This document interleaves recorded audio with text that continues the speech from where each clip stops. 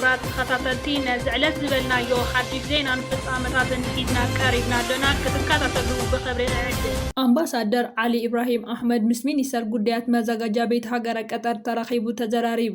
አምባሳደር ኤርትራ ኣብ ሃገረ ቀጠርን ዲፕሎማስኛታትን ዝኾነ ክቡር አምባሳደር ዓሊ ኢብራሂም አሕመድ ምስ ሚኒስተር ጉዳያት መዘጋጃ ቤት ሃገረ ቀጠር ክቡር ዓብደላ ቢን አሕመድ አልዓጢያ ኣብ ዶሓ ተራኺቡ ዘተካይዱ ኣብቲ ኣብ መንጎ ክልቲኦም ወገናት ዝተኻየደ ርክብ ኣብ መንጎ ኤርትራን ቀጠርን ዘሎ ክልቲኣዊ ዝምድና ንምጥንኻርን ኣብ ዝተፈላለዩ ዓውድታት ዝያዳ ምትሕግጋዝ ንምስፋሕን ኣብ ዘኽእሉ ጉዳያት ዝጠመተ ዘተካይዱ ብፍላይ ድማ ምስ ስራሕቲ መዘጋጃ ቤት ዝተኣሳሰሩ ጉዳያት ማለት ውጥን ከተማታት ምሕደራ ከባቢ ውሕስነት መግቢ ልምዓት መሰረተ ልምዓት ቀጻሊ ዝኾኑ ልምዓት ከተማታትን ዝኣምሰሉ ዓውድታት ኣብ ግምት ዘእተወ እዩ ነይሩ። አምባሳደር ዓሊ ኢብራሂም ኣብቲ ዝሃቦ ሓሳብ ኤርትራ ምስ ሃገረ ቀጠር ዘለዋ ናይ ነዊሕ እዋን ዝምድና ንምድንፋዕን ኣብ ናይ ሓባር ረብሓታት ዝተሰረተ ናይ ስራሕ ዕድላት ንምፍጣርን ሃንቀውታ ከም ዘለዎ ገሊጹ። ክቡር ዓብደላ ቢን አሕመድ አልዓጢያ ብወገኑ እቲ ምስ ኤርትራ ዘሎ ዲፕሎማስያዊ ዝምድና ኣብ ግምት ብምእታው ቴክኒካዊ ተመክሮታትን ብሓባር ንምስራሕ ዘሎ ድልውነት ኣረጋጊጹ። እዚ ርክብ እዚ ኣካል ናይቲ ኤርትራ ምስ ሃገራት ወሽመጥ ዓረብ ዘለዋ ዲፕሎማስያዊ ዝምድናታት ንምዕማቕን ብናይ ሓባር ምክብባርን ረብሓ ዝተሰረተ ዞባዊ ምትሕግጋዝ ንምስፋሕን እተካይዶ ዘላ ጻዕርታት ምዃኑ ይፍለጥ። ብዘይካቲ ወግዓዊ ርክብ ክልቲኦም ወገናት ኣብ መጻኢ ብዝያዳ ተቀራሪቦም ክሰርሑን ተመክሮታቶም ክለዋወጡን ተስማዕሚዖም ኣለው። እዚ ምንቅስቃስ እዚ ድማ ኣብ መንጎ ክልቲአን ሃገራት ሓድሽ ናይ ምትሕግጋዝ ምዕራፍ ክኸፍት ከም ዝኽእል ትፅቢት ይግበረሉ። ብተወሳኺ አምባሳደር ዓሊ ኢብራሂም አሕመድ ምስ አምባሳደር ኣዳም ሸሪፍ ኦማር አምባሳደር ሪፐብሊክ ማልዲቭስ ኣብ ቀጠር ኣብ ማእኸል ቀጻሊ ዲፕሎማስያዊ ርክባት ተራኺቦም። ኣብቲ ርክብ ክልቲኦም ወገናት ክልቲአን ሃገራት ዝያዳ ዘሕይል መንገድታት ተዘራሪቦም ከምኡ እውን ብዛዕባ ሓበራዊ ጉዳያት ርእዮታቶም ተለዋዊጦም። ክልቲኦም ወገናት ነቲ ኣብ መንጎ ሃገረ ኤርትራን ሪፐብሊክ ማልዲቭስን ዘሎ ናይ ዕርክነት ዝምድና ንምጥንኻር ቀጻሊ ምትሕብባርን ምውሃድን ከም ዝቕጽል ኣረጋጊጾም።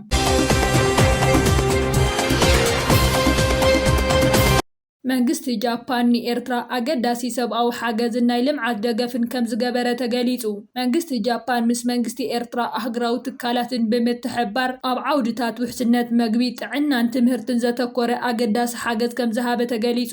እዚ ሓገዝ ነቲ ኣብ መንጎ ክልቲአን ሃገራት ዘሎ ናይ ነዊሕ ግዜ ዲፕሎማስያዊ ርክብ ምትሕብባርን ዘሕይል ምዃኑ ድማ ተሓቢሩ። እቲ ዝተውሃበ ሓገዛት እቲ ዝዓበየ ክፋል ኣብ ትሕቲ KRKND ራውንድ ዝፍለጥ ፕሮግራም ሓገዝ ምግቢ ዝተመደበ እዩ። እዚ ሓገዝ እዚ ብፍላይ ንውሕስነት መግቢ ንምርጋጽ ኣብ ዕዳጋታት ዘሎ ዋጋ መግቢ ንምርጋዕ ዓብይ ተራ ከም ዘለዎ እውን ተገሊጹ። እቲ ብመልክዕ እኽሊ ዝቐረበ ሓገዝ ብመንግስቲ ኤርትራ ተዓዲሉ ንልምዓት መደባት ሃገር መበገስ ክኸውን ከም ዝኾነ ተገሊጹ። ብተወሳኺ መንግስቲ ጃፓን ምስ ትካል ዩኒሴፍ ብምትሕብባር ንጥዕና ኣዴታትን ህፃናትን ዝውዕል ሕክምናዊ ቀረባትን ክታበታትን ኣበርኪተሎ። ብተወሳኺ እውን ኣብ ገጠራት ኤርትራ ንዝርከቡ ዜጋታት ንጹህ መስተ ማይ ንምቕራብ ዝሕግዙ ናይ ማይ ቧንቧታት ናይ ፀሓይ ፀዓት መሳርሒታትን ንምስራሕ ዝውዕል ደገፍ ከም ዝገበረ ተፈሊጠሎ። ኣብ ዓውዲ ትምህርቲ መንግስቲ ጃፓን ንተምሃሮ ኣብያተ ትምህርቲ ኤርትራ ዝኸውን ናይ መጻሕፍትን ናይ ላቦራቶሪ መሳርሒታትን ሓገዝ ሂበሎ። ልዕሊኡ ድማ ኤርትራውያን ክኢላታት ኣብ ጃፓን ከይዶም ዝለዓለ ትምህርቲ ስልጠናን ዝረኽብሉ ዕድላት ብምስፋሕ ንዓቕሚ ሰብ ኤርትራ ኣብ ምህናፅ ይዓይ ከም ዘሎ ተገሊጹ። አምባሳደር ጃፓን ኣብዚ ስነ ስርዓት ርክክብ ከም ዝገለጾ ጃፓን ነቲ ኤርትራ ርእሰ ምርኮሳ ንምርጋጽ እትገብሮ ጻዕሪ ትድግፍ እያ። እዚ ሓገዝ እዚ ድማ ናይቲ ዘለናዮ ናይ ምሕዝነት ምልክት እዩ ክብል ገሊጹ። ተወከልቲ መንግስቲ ኤርትራ ብወገኖም ጃፓን ብዘይ ዝኾነ ፖለቲካዊ ቅድመ ኩነት እትህቦ ዘላ ሓገዝ ንህዝቢ ኤርትራ ኣገዳሲ ምዃኑ ብምጥቃስ ነቲ ዝተገበረ ደገፍ ኣመስጊኖም። እዚ ሓገዝ እዚ ኤርትራ ምስ ሃገረ ኤስያ ብፍላይ ድማ ምስ ጃፓን ዘለዋ ቁጠባዊ ማሕበራዊ ምትእስሳር ናብ ዝለዓለ ደረጃ ንምስጓም ዓብይ ስጉምቲ ምዃኑ ተንተንቲ ይገልጹ። ኤርትራን ግብፅን ሶማልን ሓድሽ ስልሳዊ ምሕዝነት ብምምስራት ምርግጋእን ቀንዲ ዕላማታትን ከም ዝኾነ ድማ ተገሊጹ። ፕረዚዳንት ኤርትራ ኢሳያስ ኣፈወርቂ፣ ፕረዚዳንት ዓብድልፈታሕ አልሲሲን ፕረዚዳንት ሶማል ሓሰን ሼክ መሐመድን ኣብ ኣስመራ ድሕሪ ዘካይድዎ ታሪካዊ ስልሳዊ ዋዕላ ኣብ ዞባዊ ጸጥታን ስትራቴጂካዊ ምትሕብባርን ዘተኮረ ስምምዕ ከም ዝኸተመ እውን ተገሊጹ። እዚ ኣብ ዋና ከተማ ኤርትራ ዝተኻየደ ኣኼባ ኣብ ዞባ ቀርኒ ኣፍሪቃን ቀይሕ ባሕርን እናገደደ ዝመጸ ወጥሪ ኣብ ዘለሉ እዋን ዝተኻየደ ኮይኑ እተን ሰለስተ ሃገራት ንናጽነት ሉዓላውነት ሃገራት ዘኽብር ሓበራዊ ስራሕ ንምስላጥ ተስማዕሚዐን ኣለዋ።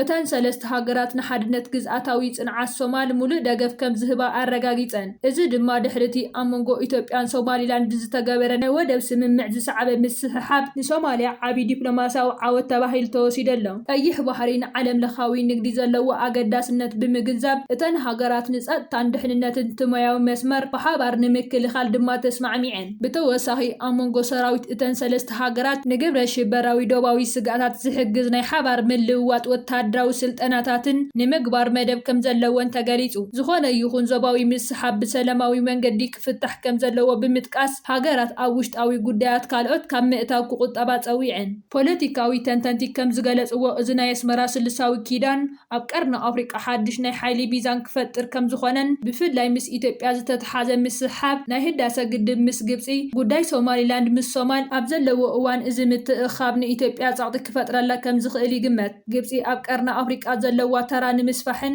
ድሕነት ወሓዚ ናይ ምውሓስን ኤርትራን ሶማልያን ከም ወሰንቲ መሻርክታት ትርኤን። ኤርትራ ብወገና ኣብ ዞባዊ ፖለቲካ ዘለዋ ተራ ንምዕዛዝን ስትራቴጂካዊ ጸጥታኣ ንምውሓስን ትሰርሕ ኣላ። እዚ ሓድሽ ስምምዕ ኣብ ዞባዊ ምርጋእ ይኹን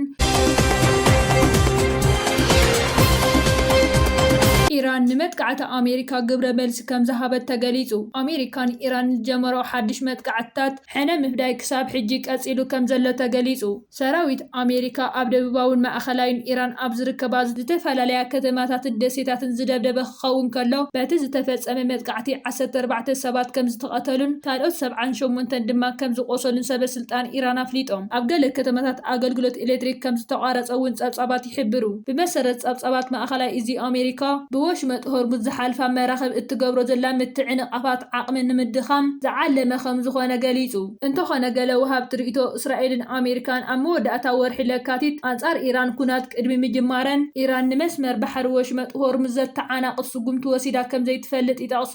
እቲ ብሰራዊት ኣሜሪካ ኣብ ከተማታት ደሴታትን ትካላትን ኢራን ዝተፈጸመ መጥቃዕቲ ስዒቡ ሰራዊት ኢራን ሕነ ንምፍዳይ ኣብ ዝተፈላለዩ ሃገራት ዓረብ ንዝርከቡ ወታደራዊ ማዓስከራት ኣሜሪካ መጥቃዕቲ ከም ዝፈጸመን እቲ ሰራዊት ኣብ ባህሬንን ኩዌትን ዝርከብ ወታደራዊ ማዓስከራት ኣሜሪካ ቦምባታት ብምድብዳብ 10 ባሊስቲክ ሚሳይላት ኣብ ዮርዳኖስ ከም ዘወንጨፈ ጻብጻባት ኢስላማዊ ሓለዋት ሰውራ ኢራን ይሕብሩ። ብኣንጻሩ ዮርዳኖስ ሓይሊ ምክልኻላ ን8 ሚሳይላት ኢራን ከም ዘኽሸፈት ገሊጻ።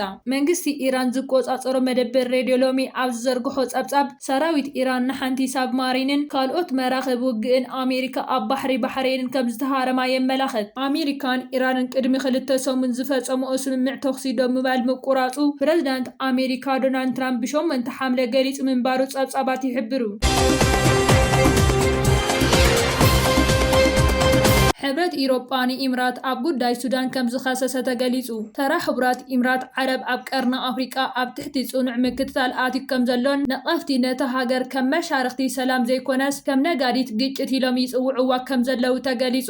እቲ ናይ ሎሚ ስጉምቲ ጻውዒት ብምንጻር ማሕበረሰብ ዓለም ምስቲ ካብ ህይወት ሰብ ንላዕሊ ንረብሓ ኩናት ቀዳምነት ዝህብ መንግስቲ ዘለዎ ዲፕሎማስያዊ ርክብ ዳግም ገምጋም ክገብረሉ ከም ዝግባእ እውን ተገሊጹ።